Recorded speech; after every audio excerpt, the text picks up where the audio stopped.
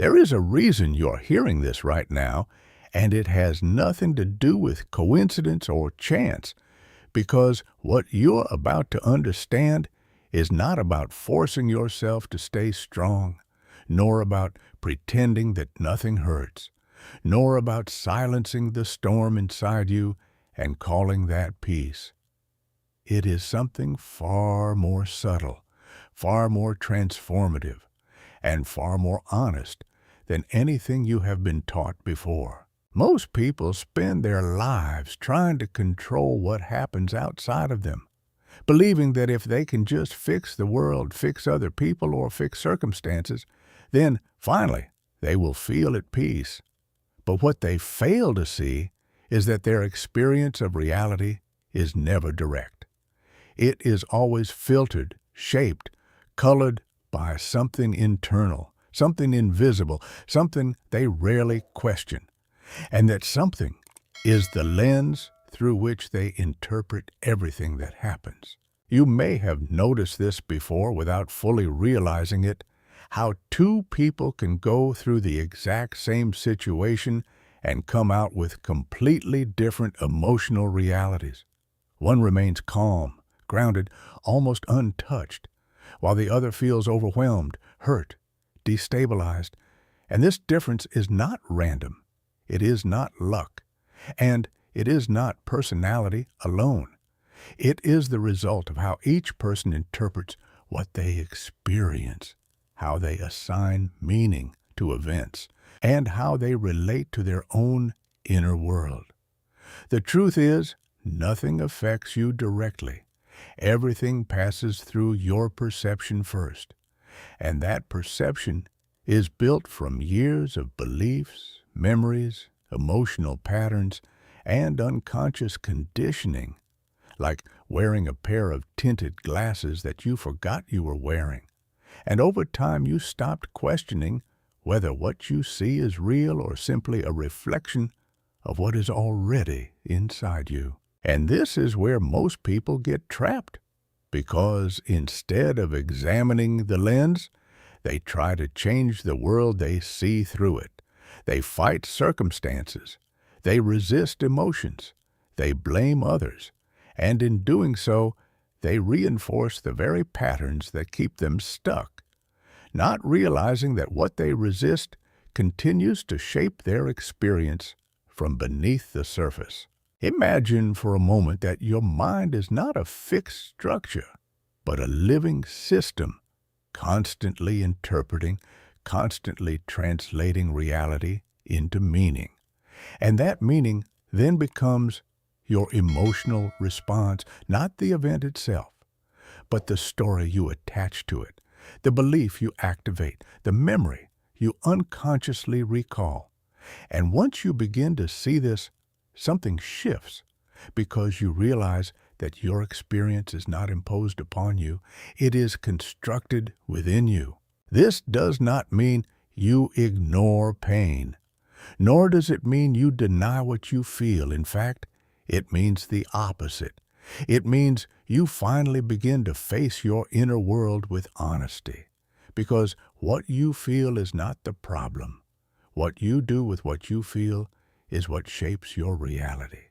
Carl Jung described this inner landscape as something far deeper than the conscious mind. He spoke of a vast unconscious, a hidden territory where unresolved emotions, suppressed traits, forgotten experiences, and unexamined belief continue to influence your life, often without your awareness. And he warned that what remains unconscious does not disappear. It governs you from the shadows. This is why fear shows up in ways you don't always recognize. It hides behind hesitation when you want to take a step forward.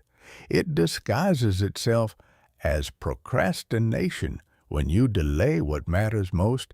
It appears in relationships where you overgive, not because you are naturally giving, but because you are afraid of losing connection. And all of this happens quietly, beneath the surface, until you begin to question it. But fear itself is not your enemy. It is a signal, a messenger, something pointing toward a part of you that has not yet been understood. And the more you try to suppress it, the more persistent it becomes, because what you push away does not vanish.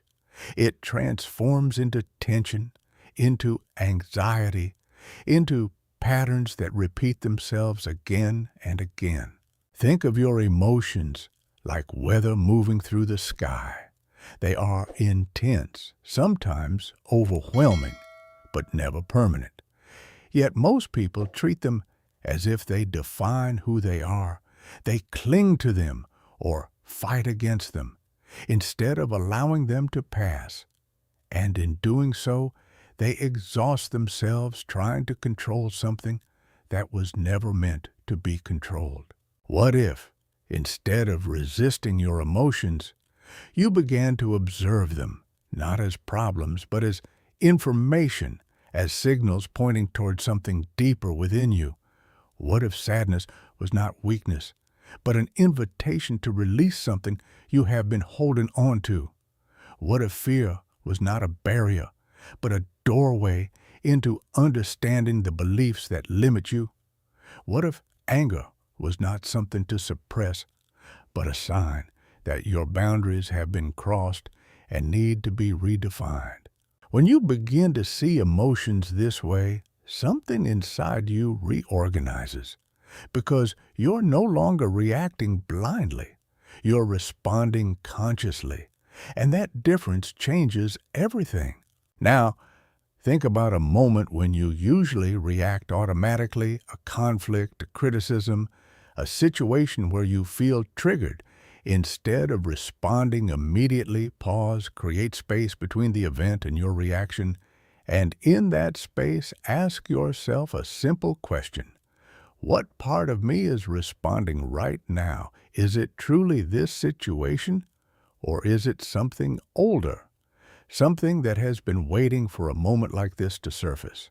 This is where awareness begins, and with awareness comes choice. Because once you see that your reaction is not inevitable, that it is influenced by something within you, you begin to reclaim your power. Jung spoke about what could be called the inner observer, a part of your consciousness that does not get swept away by emotion, that can watch thoughts, feelings, and reactions without becoming them. And when you access this space, you realize something profound. Nothing has power over you, unless something within you resonates with it. This does not mean the world stops being challenging. It means you stop being unconsciously controlled by it. You begin to respond instead of react, to understand instead of resist.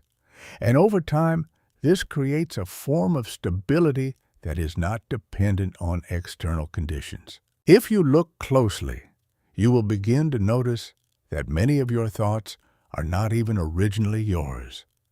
They are echoes of past experiences, voices you absorbed from others, beliefs you adopted without questioning, and yet you continue to treat them as absolute truths, reinforcing them every time you repeat them internally.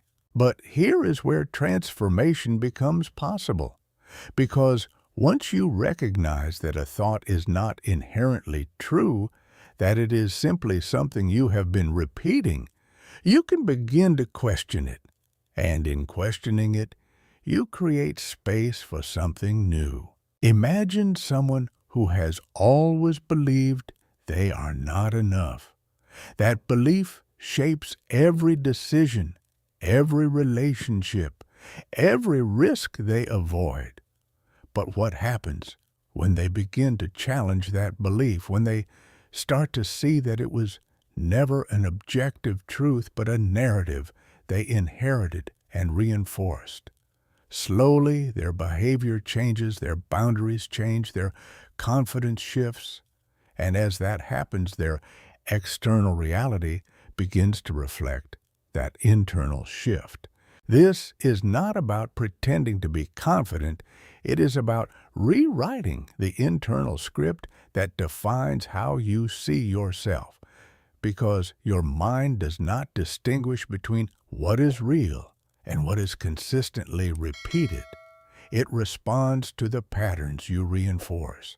Now, consider another pattern, the fear of failure. Many people interpret failure as proof of inadequacy, as something to avoid at all costs. And because of that, they limit themselves, they stop trying, they stay within what feels safe. But what if failure was not a judgment, but feedback? Not an end, but a process. Not something that defines you, but something that teaches you. When that interpretation changes, fear loses its hold, because the meaning behind the experience has changed. And with it, your emotional response changes as well. Every thought you entertain is like a seed. If you continually nurture thoughts of doubt, fear, and resentment, they will grow into patterns that shape your life. But if you begin to cultivate thoughts rooted in awareness, confidence, and clarity, your experience begins to shift in ways that once seemed impossible. This is not abstract. It is practical. The next time a limiting thought appears, instead of accepting it immediately, pause and ask yourself, is this actually true, or is this something I have repeated so often that it feels true? And in that moment, you interrupt the pattern. What you begin to discover is that you do not need the world to change in order to feel different. You need to change the way you relate to what happens, because the same situation can either reinforce your limitations or become a catalyst for growth, depending on how you interpret it. Jung once suggested that life does not happen to you. It happens through you, meaning that your internal world is not separate from your experience. It is actively shaping it. And when you begin to take responsibility for that, not as blame, but as awareness, you step into a completely different way of living. Imagine living without the constant fear of being affected by others, without needing validation to feel worthy, without being destabilized by uncertainty. Not because life is perfect, but because your relationship to it has changed. This is not emotional numbness. It is emotional intelligence, the ability to feel fully without being controlled by what you feel, to experience without becoming lost in the experience. And this is where a deeper layer reveals itself. Because when you begin to observe your reactions, you will notice patterns that repeat, emotions that surface in similar ways across different situations, and these patterns are not random. They are connected to something deeper, something Jung referred to as the shadow. The shadow is not simply darkness or negativity. It is everything within you that you've not fully acknowledged. Parts of yourself that were suppressed, denied, or rejected, often because at some point they were not accepted by others or by yourself. And what remains hidden does not stay inactive. It expresses itself indirectly through reactions, projections, and emotional triggers, especially in moments when you feel most affected by others. This is why certain behaviors in others trigger strong reactions in you, not because of them alone, but because they reflect something within you that has not yet been integrated. When you begin to understand this, your perspective shifts again, because instead of seeing external situations as the source of your discomfort, you begin to see them as mirrors, revealing something internal that is ready to be understood. And this is where true transformation begins, not by controlling the world, but by understanding yourself within it. Once you begin to recognize the presence of the shadow in your life, something subtle but powerful starts to unfold, because you realize that what you once perceived as external disturbance is often an internal dialogue seeking attention, and instead of reacting to every trigger as if it were an attack, you begin to approach it as a message, something that carries meaning rather than threat. Think about a fear that has followed you for years, something that appears every time you're about to step beyond what feels familiar. Perhaps the fear of being rejected, or the fear of failing, or the deeper fear of not being enough. And notice how that fear does not originate in the present moment. It echoes from somewhere older, somewhere in your past, where a belief was formed and never questioned again. That voice you hear in those moments, the one that tells you to hold back, to stay small, to avoid risk, it feels personal. It feels like you. But if you observe closely, you may begin to see that it is not your true voice. It is something you absorbed, something you repeated so many times that it became familiar. And familiarity can easily be mistaken for truth. This is where you can do something different. Instead of pushing that voice away or letting it control your actions, you pause and you listen, not to obey it, but to understand it, to ask yourself, where does this come from? What belief is hidden beneath this fear? And in doing so, you begin to separate yourself from it. You create distance between who you are and what you have been conditioned to believe. And in that distance, something remarkable happens.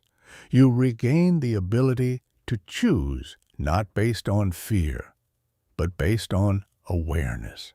Imagine a moment where you would normally feel overwhelmed, a difficult conversation, a situation where you feel judged or misunderstood.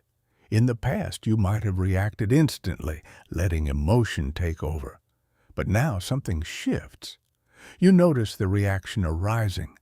You feel it in your body, but you do not immediately act on it. You breathe, you observe, and you ask yourself, what is actually happening within me right now? That single pause changes the entire trajectory of the moment, because instead of being driven by unconscious patterns, you respond from a place of clarity. And over time, these small moments of awareness begin to reshape your entire experience of life. This is what it means to take emotional responsibility, not blaming yourself for what you feel, but recognizing that your response is within your control. And that control is not about suppression, it is about understanding. Jung once expressed that until the unconscious becomes conscious, it will guide your life, and you will interpret it as fate. And this idea carries profound implications, because it means that many of the patterns you experience are not random. They are the result of unexamined parts of yourself continuing to express themselves in familiar ways. But the moment you begin to bring awareness to those patterns, you interrupt them, you change their trajectory, and slowly, what once felt inevitable begins to loosen its hold on you. Consider how often you have felt hurt by someone's words. How quickly your mind creates a story around what was said, turning it into something personal, something that defines your worth. But what if, instead of accepting that story immediately, you questioned it? What if you asked yourself, is this truly about me, or is this revealing something within me that is still sensitive, still unresolved?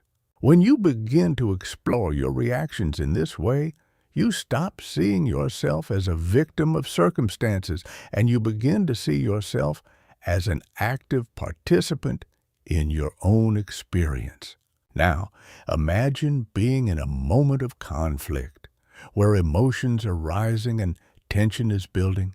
In the past, you might have matched that intensity, reacting with equal force, but now you pause not to suppress your feelings, but to understand them. And in that understanding, you respond differently, not from anger, but from awareness, not from fear, but from clarity. This does not mean you become passive. It means you become intentional. And there is a profound difference between the two. One of the most important shifts you can make is recognizing that your emotions are not commands. They are signals. And while they deserve your attention, they do not require your obedience. When you begin to live from this perspective, something changes in your relationships as well, because you're no longer reacting unconsciously. You're no longer seeking validation in the same way, and you are no longer allowing external situations to define your internal state. For example, if you have spent your life feeling like you give too much and receive too little, you might begin to ask yourself, why do I struggle to set boundaries? What am I afraid will happen if I say no? And as you explore these questions, you begin to see that your behavior is not random. It is connected to deeper beliefs about worth, acceptance, and fear of loss. And as you bring those beliefs into awareness, you gain the ability to change them, not through force, but through understanding.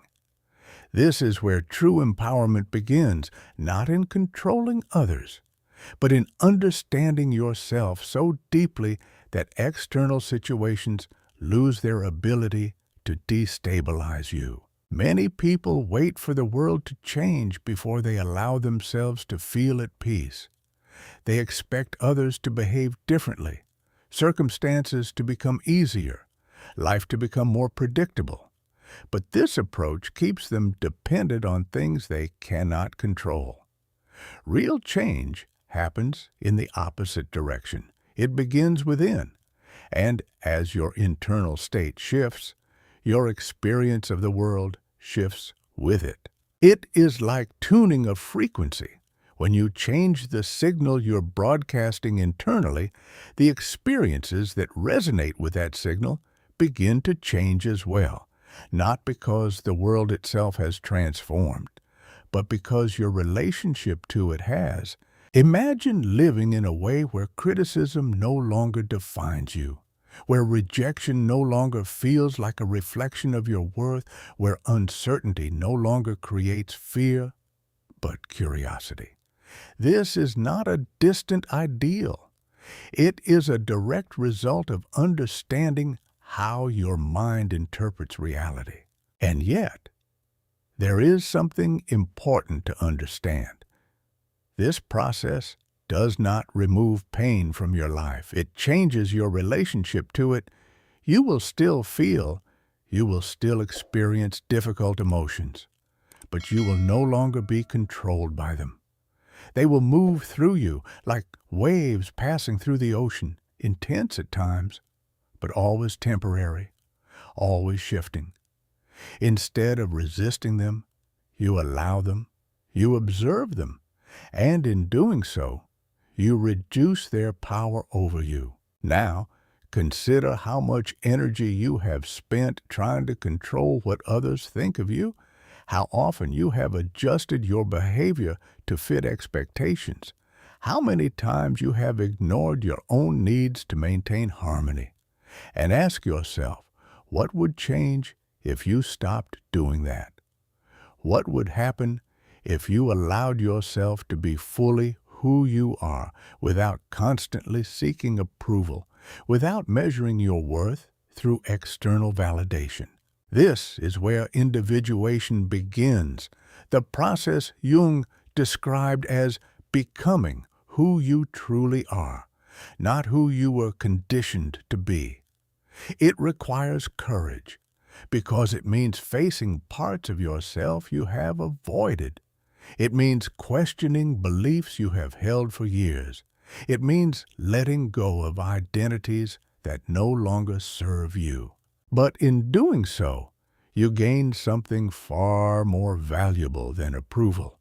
You gain authenticity, and with it, a sense of inner stability that cannot be taken away by external circumstances. Imagine a moment where someone says something critical about you. In the past, it might have affected you deeply, but now you pause and ask yourself, does this define me? Or is this simply their perspective? And in that moment, you create space between their words and your identity.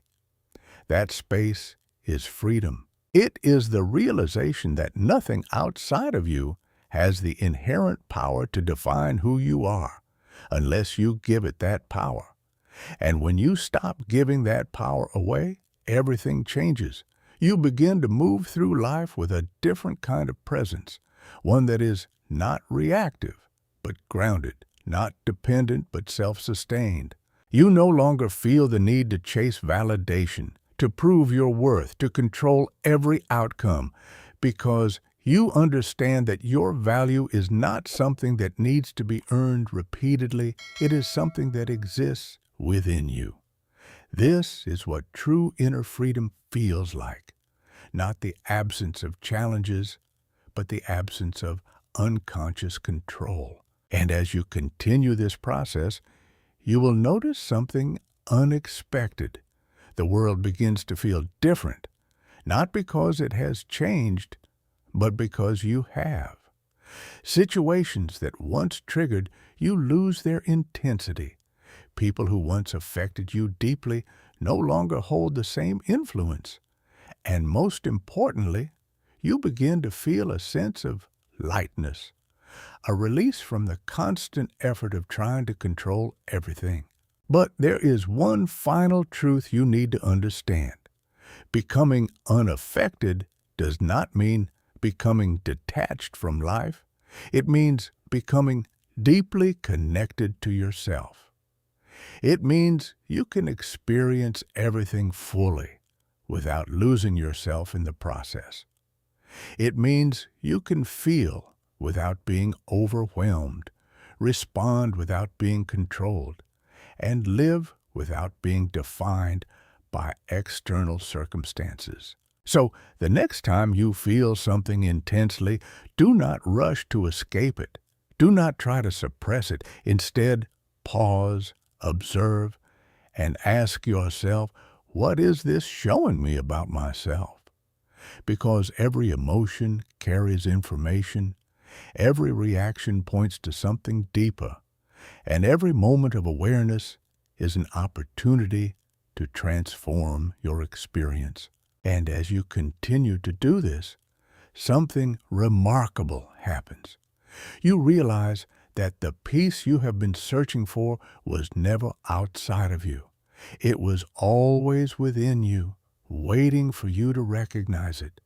You realize that nothing and no one has the power to affect you in the way you once believed, not because the world has become easier, but because you have become more aware, more grounded, more aligned with who you truly are.